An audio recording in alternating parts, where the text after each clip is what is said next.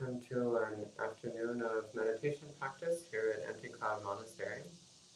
So I'll start by giving some instructions for practice, and then we'll do sitting and walking meditation, and then we'll have some discussion time at the end. So we'll start by paying homage to the Buddhas. So all the Buddhas, the past, present, and future, we can pay respects to all those who have attained the highest goal of the Buddhist path.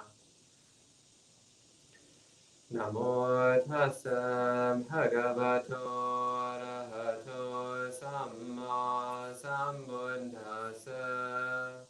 Namo tassa bhagavato arahato samma sambuddhassa. Namo tassa bhagavato arahato samma sambuddhassa. Buddhang dhammang sanghang namassami. So expressing my gratitude to the fully awakened one, to the teacher who set all of us in motion on the path, so Shakyamuni Buddha. And also my gratitude to my own preceptor and teacher, Ajahn Pasano, without his training and guidance, I wouldn't be as far along the path as I am today.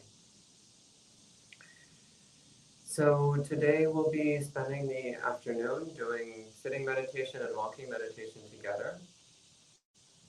So first I'll give just a little bit of guidance around how to approach meditation practice. So there's many different styles of meditation, many different meditation methods and techniques, and several different qualities of mind that one can be trying to develop through meditation practice. So one of the most foundational qualities is mindfulness, sati in Pali. So mindfulness, so remembering to be present, remembering to be right here with our direct experience in the present moment. Another very important quality is equanimity, so upekkha. So equanimity means to closely see our experiences without reacting. So a non-reactive awareness, non-reactive alertness. Another very important quality of mind that we cultivate is joyfulness. So in Pali, this is called piti, this euphoria, the sense of enjoyment and pleasure, which to some degree it arises naturally as we focus on our meditation practice. But it's also a quality of mind that we can actively develop, actively bringing up a sense of enjoyment of our present moment experience of body-mind. So these three qualities together, so mindfulness, equanimity, and joy, help us to develop samadhi. So samadhi is one of these technical terms which doesn't quite have a perfect translation in English. It's commonly translated as concentration, which is pretty good. Sometimes it's translated as unification of mind, which is also pretty good. Sometimes it's translated a bit more obscurely as words like stillness or immersion. And those are okay as part of the constellation of meaning of this word. So samadhi means, literally it means bringing together, collecting together. So unification of mind is perhaps the most literal meaning of the word samadhi. So the characteristics of samadhi are stillness. So the mind is still, it's not moving around. Any motion that occurs is as though it's outside of you. So like you can hear the sound, but you know the sound is outside of you, so it doesn't move your mind. In the same way, when your mind is in samadhi, anything that comes and goes doesn't move you, doesn't affect you. So samadhi is this unshakable state of mind. One simile that's sometimes used is like when you have a thick, solid stone pillar anchored deep in the ground, then even when there's very strong winds blowing, the pillar doesn't move because it's so solidly anchored. So this is like the mind in samadhi. The mind in samadhi is like a thick stone pillar anchored so deep in the ground that even the strongest wind cannot move it, cannot make it tremble or shake. So samadhi practice then is a way of developing this unified stillness of mind, this unshakable stillness of mind. And it must be accompanied by these qualities of mindfulness, equanimity, and joyfulness. So if we practice stilling the mind, but we lack mindfulness, we lack this sharp, alert attentiveness, then we'll tend to fall sleepy, tend to doze off, or the mind can become very dull and vague and hazy. So cultivating a sharp, attentive alertness helps to keep our samadhi from drifting into dullness, sleepiness. Practicing samadhi without equanimity, then the mind can get very easily distracted because it's constantly chasing after pleasant things and running away from unpleasant things. So equanimity helps to keep the mind from getting distracted. Helps to keep the mind steady. Equanimity is also a remedy for boredom. So sometimes when we're practicing samadhi, the mind becomes increasingly still and quiet, and then we're like, is this it? Really? I'm spending my afternoon doing this? How boring. There must be something more interesting I can do. But that attitude of boredom it's just desire and aversion. Desire for something more interesting and aversion to our present moment experience. So equanimity is non-reactive attention. So close attention without reactivity. So this helps to keep the mind from slipping into either wanting or rejecting. And joyfulness is also a very important part of our practice. For one thing, it helps us maintain interest, helps us stay interested in our meditation. It also prevents aversion. It's also a counter to pain. So you have a lot less physical pain if you cultivate a sense of joyfulness. You'll stay more interested in your object, you'll have less pain. And joyfulness of mind, it also helps to motivate us on the path. So it's very good to remember that Buddhism ultimately is about happiness. It's about cultivating an invincible happiness, an unconditional happiness. So making a really strong effort to enjoy our meditation practice is also a reminder that ultimately what we're doing is training the mind in happiness. So meditation practice is not meant to be torturous. It's not meant to feel like you're torturing yourself or tormenting yourself. Meditation practice is meant to be an ever-increasing experience of joy, of happiness, of contentment. And it doesn't always feel that way. And the reason for this is because when we turn and look at our own mind, then we start to realize how messy our mind has been all along. But the recognition of that messiness then gives us the opportunity to start cleaning up our minds, to start remedying the problematic character of mind, which has been making us so uncomfortable all along. And we practice samadhi, not just for its own sake, although samadhi is in fact very pleasant, it's very enjoyable, so a very peaceful, joyful, serene and calm state of mind. It's very pleasant to be immersed in samadhi. But in Buddhism, we practice samadhi for the sake of developing wisdom. So samadhi practice already starts to cultivate some degree of wisdom. because you need to be wise enough to recognize greed as an obstacle and to cut it off, wise enough to recognize aversion as an obstacle and cut that off, wise enough to cultivate attentiveness, to see the danger in dullness of mind, wise enough to cultivate serenity, so to see that restlessness and agitation do not make us happy, and wise enough to see the value in training the mind. So practicing samadhi already relies upon a certain degree of wisdom and cultivates a certain degree of wisdom by default. But also, we practice samadhi because the more still and alert the mind becomes, the more clearly the mind perceives reality. So to get a sense of this, who here has ever taken a picture? Pretty much everyone.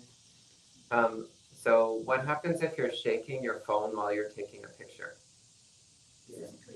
Not clear, very blurry.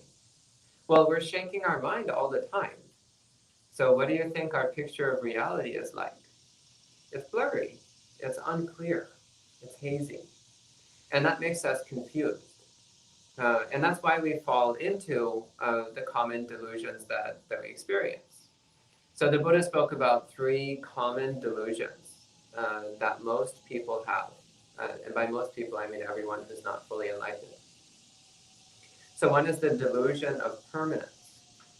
So the delusion that there is anything whatsoever which is permanent. And you might think, oh, well, I don't believe anything is permanent. And so maybe you have the intellectual idea that everything is impermanent, that nothing is stable and solid and everlasting. Maybe you have that as an intellectual idea. But what's your actual relationship to the world? So you see that wooden pillar and you just think it's going to be there forever. And actually you think it's the same now as it was a few minutes ago. But both of these are completely untrue statements. Even as we speak, carpenter bees are slowly devouring that wooden pillar. So things fall apart. If you look at it, you can see cracks forming. So that pillar's been there for 100 years. So the cracks are quite small for 100 years, but give it another 100 years and see what that pillar looks like. Another 100 years after that, there might not be a pillar there at all. I hope there is, or at least hopefully it'll be replaced by then. And our bodies, we relate to our bodies as something permanent, but actually our bodies are completely different now than they were 20 years ago, or even 20 minutes ago for that matter, even 20 seconds ago. And even more so with our mind. The mind is constantly changing moment by moment. It's not the same even for 2 consecutive seconds. So the delusion of permanence is what happens when we're not looking closely and clearly at our experience. And the next major delusion is the delusion of conditional happiness. So thinking that we can get happiness through conditions. For example, having a nice lunch, we think that'll be a condition that makes us happy. And it kind of works for a few minutes. You eat some nice food and you're kind of happy for a few minutes. But it doesn't last, and it's actually not that wonderful. And then you're just left with a bit of a stomach ache and a sense of disappointment. Conditional happiness. You think that getting what you want will make you happy. Maybe you want a new hat. So you go out and you buy a new hat. And for a brief moment, there's a sense of happiness from getting that hat that you wanted. But then we just start wanting something else. So for a brief moment, we stop wanting. So for a brief moment, we're a little bit happier. But then we just start thinking of something else to want, something else to get. So the delusion here, actually, in that case, the delusion is thinking that getting what we want makes us happy. But that's not quite true. The truth of it is that the reason we were happy was for a moment we stopped wanting anything. And then we start looking for something else to want and our happiness goes away. So the delusion of conditional happiness is thinking that if you just get what you want, then you'll be happy. But when we pay close attention to our experience, then we recognize that that has never worked. And it cannot ever work. That happiness is not achieved through getting what we want. Happiness is achieved through letting go of wanting. And the third major delusion is the delusion of self-identity. So who do we think we are? So we think we are young. Well, wait a little while, that'll change. We think that we are healthy. Well, wait a little while, that's probably going to change sooner or later too. We think that we are smart. Well, bad news on that front too, that also can change. We think that we're funny, or we think that we're boring, or we think that we're clever, or we think that we're foolish, or whatever it is we think we are. Well, just pay closer attention and see, is that actually a permanent, everlasting characteristic, or is it subject to change? Even things which we take more or less for granted, like our height. Once your body stops growing, you might think, okay, this is it. I'm going to be 5'11" for the rest of my life. It's actually not true. Did you know that after your body finishes getting taller, it starts slowly getting shorter? By the time you're 80 or 90 years old, you might have gotten several inches shorter than you were when you were 20 or 30. So that's also not stable. That's not who we are. So our body is definitely not who we are. But also our personality traits are not who we are. They can change.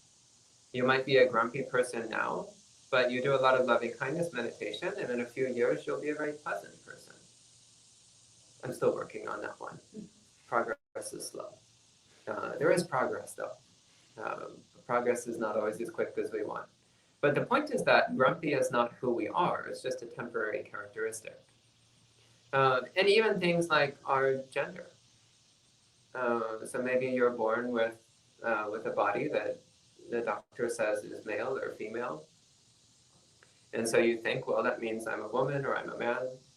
But is that who you really are? Or is that just the current physical condition that your mind is experiencing? Of course, from a Buddhist perspective, we say that we've had countless lives. Sometimes with a male body, sometimes with a female body, sometimes with an intersex body. So clearly that's not who we are. We cannot be defined in terms of our gender, in terms of our biological sex. That's not who we are. It's just another temporary characteristic. Our nationality, again, irrelevant. Even our species is not who we are. Right now, we have the experience of a human body, but it hasn't always been that way, and it may not always be that way. Sometimes we've had experiences of being in other kinds of bodies, animals or spirits of various sorts. That's also not who we are. So as we look closely at our experience with a concentrated mind, a sharp mind, a clearly knowing mind, then we can recognize that all the characteristics of body and mind are ultimately impersonal. They're not who we are. They don't define us. But for that to be possible, it's necessary to have very strong samadhi. So this sharply unified and focused mind, this clearly alert and unshakable mind. So I'd really like to emphasize practicing samadhi. So for at least this first period of sitting meditation, so my plan for the afternoon is that we'll do a period of sitting meditation, and then a period of walking meditation, and then another sitting meditation. Then we'll end with some discussion. So for this first sitting meditation, I'd like to encourage you to really focus on practicing samadhi. And the main object that I recommend for this is your own body. So can you feel your body? As you're sitting on your seat, can you feel your body? Can you feel your legs pressing against the cushion? Then you can do mindfulness of the body. It's not that difficult. Most people can feel their body. If you can't, there's something seriously wrong there. Most people can feel their body. So pick some place in your body and center your mind on that point. And let the mind be still around that point. So don't move the mind through the body. Just choose a point and hold the mind still there. So from that still point, being aware of your whole body. But again, not moving your mind through the body. Keep it still at that point. And feel the body very intensely and clearly. And enjoy the experience of your body. So really taking pleasure in what the body feels like when it's saturated with attention, saturated with clear awareness. This brings up the quality of joyfulness that I was talking about, really enjoying your own body, enjoying being aware of your body. And whatever floats through the mind, whatever thoughts or emotions or ideas or memories float through the mind, don't take any interest in them. No matter how important they might seem, regard them as completely unimportant, completely insignificant. The only important thing is focusing on your body. So the thoughts that come and go, they're just as meaningless as if you overhear a distant conversation in a foreign language that you don't know about something that has nothing to do with you. So you overhear a conversation which you can't quite understand and which doesn't mean anything to you anyway. That's the attitude to have towards your own thoughts. Just meaningless noise that you don't really care about and doesn't affect you. That you can't really make sense of anyway, so there's no point in even trying. If you have that attitude towards your thoughts, then they will not disturb your meditation. And they'll start fading away on their own. They'll just become part of the background noise, like the sound of the birds and the insects and the wind. It's just background noise, which doesn't bother us. In the same way, if you take no interest in your thoughts, then they will become just like the background noise, the birds and the insects and the wind. Just background noise that doesn't bother you, doesn't distract you, doesn't disturb you in any way. So I think at this time we can go ahead and do our first period of sitting meditation. So I won't be giving guidance during this meditation period, so I encourage you to remember these instructions. Keep coming back to feeling your body. Keep your mind still, centered at one chosen point in your body. Don't move the center point around. Keep it in one place. Feel your body intensely and clearly, and really enjoy being present with your body. Enjoy not needing to do anything except peacefully sitting here, blissing out with the experience of your own body. Okay, so I'll end my talk there, and we'll do some sitting meditation. Hannamayam Dhammakataya Sadhukaram Dadamase Sadhu Sadhu Sadhu Anumodami.